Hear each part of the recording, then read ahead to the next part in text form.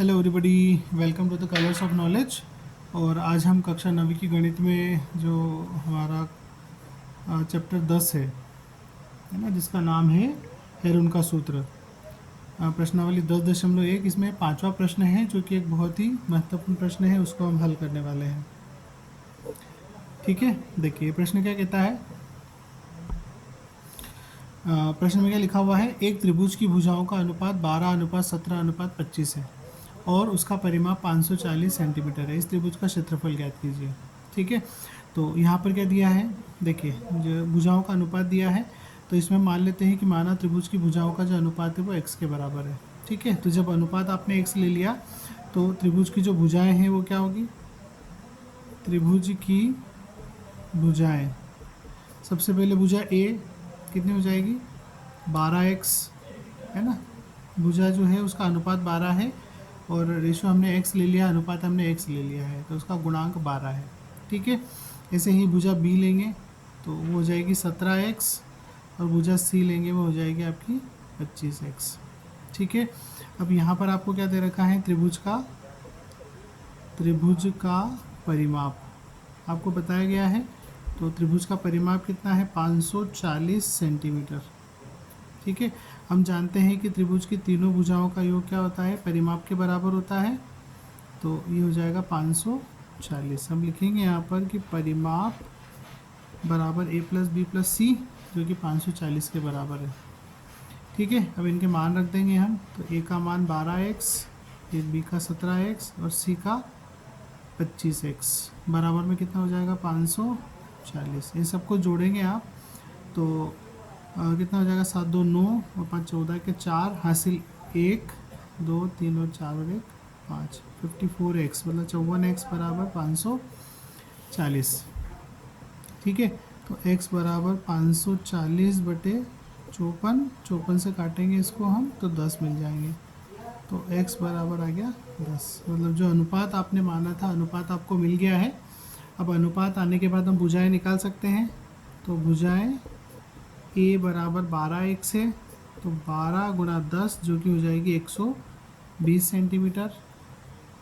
ठीक है, उसके बाद में भुजा b जो है वो है 17x, तो 17 गुणा 10 जो कि हो जाएगी 170 सेंटीमीटर। भुजा c जो है वो है आपकी 25x, तो 25 गुणा 10 मतलब 250 सेंटीमीटर।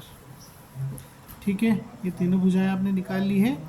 अब भुजाएं निकालने के बाद में हम क्या कर सकते हैं, इसका परिमाप आपको दे रखा है, तो अर्ध परिमाप एस भी हम लिख देते हैं, एस बराबर 540 बटे 2, क्योंकि परिमाप 540 दिया हुआ है। तो ये हो जाएगा आपका 2 दूनी 4 और एक बचेगा 2 7 14 और 0, 270 सेंटीमीटर। ये अर्ध परिमाप हो गया। अब हम क्या करेंगे, अब हम लिखेंगे कि जो है त्रिभुज क्या निकालना है, इसका क्षेत्रफल है ना। तो त्रिभुज का क्षेत्रफल जो है उसका सूत्र आपका हेरोन का सूत्र जो होता है, वर्गमूल में s minus a, s minus b और s माइनस c। ठीक है, मान रखेंगे तो वर्गमूल में जो s है वो हो गया आपका 270 माइनस 120, फिर 270 माइनस 170 और 270 माइनस 250। ये पूरी वैल्यू जो है स्क्वायर रूट के अंदर आएगी, वर्गमूल के अंदर आएगी। ठीक है, बराबर वर्गमूल में 270 है इसे, उसके बाद 270 में से 120 घटाएंगे आप तो कितना आएगा, 0, 7 में से 2 गए तो 5 और 1, 150।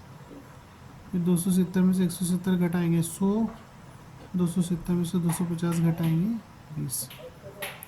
ठीक है, अब इसको हल करना है हमें, तो इसको हल करने के लिए हम गुणनखंड करेंगे इसके। देखिए त्रिभुज का क्षेत्रफल लिखना है तो इसका वर्गमूल निकालना है हमें। अब देखिए 270 जो है और 150 जो है उसके मैंने अभाज्य गुणनखंड यहाँ पर कर दिए हैं, और 100 और 20 के गुणनखंड तो हम ऐसे लिख सकते हैं आसानी से।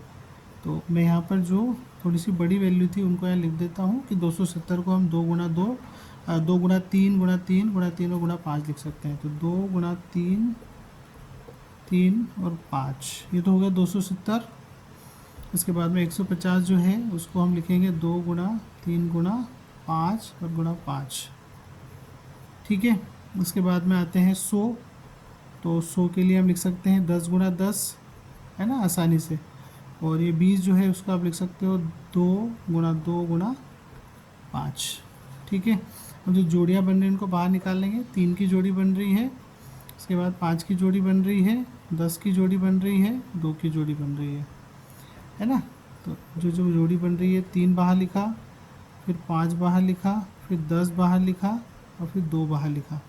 ये 4 जोड़ियाँ बाहर आ गई। अब देखिए ये 2 यहाँ पर है और यहाँ पर है, तो इस 2 और इस 2 की जोड़ी बन जाएगी, तो ये भी बाहर आ जाएगा।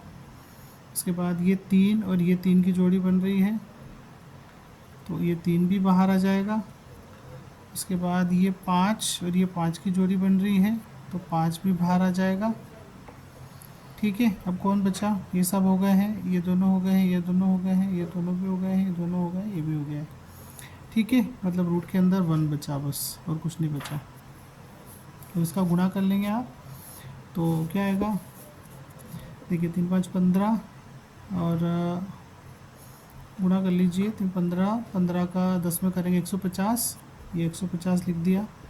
फिर 2 दूनी 4, 4 तिया 12, 12 पंजे 60, ठीक है। अब इसका 150 और 60 का गुणा कर देंगे, 15 छक 90 और 2 जीरो लग जाएगी। मतलब इसका जो त्रिभुज का क्षेत्रफल है वो कितना है? 9000 वर्ग सेंटीमीटर, ठीक है। तो ये था आपका प्रश्न क्रमांक 5 और प्रश्नावली 10.1 हेरोन का सूत्र कक्षा 9 की गणित में। तो आशा करता आपको समझ आया होगा। ये जो वर्गमूल निकालने के लिए गुणनखंड करते हैं ये आप अपनी सुविधा अनुसार कर सकते हैं। वैसे तो आपको अभाज्य गुणनखंड करके ही करना चाहिए, है ना। लेकिन आप अगर मन में सोच के कि जैसे मैंने यहाँ पर 100 को 10 गुणा 10 लिख दिया क्योंकि जोड़ी बन रही थी। अगर अभाज्य गुणनखंड करते हैं इसके, तो 100 के अभाज्य गुणनखंड में पहले 2 से करना पड़ता, 2 पंजे 10, 0 आता, फिर इससे करते 50 को 25 आता, फिर 5 से करते, फिर 5 से करते, है ना। तो एक जोड़ी 5 की बनती, एक जोड़ी 2 की बनती, जो कि अल्टीमेटली आपको 10 ही देने वाली थी।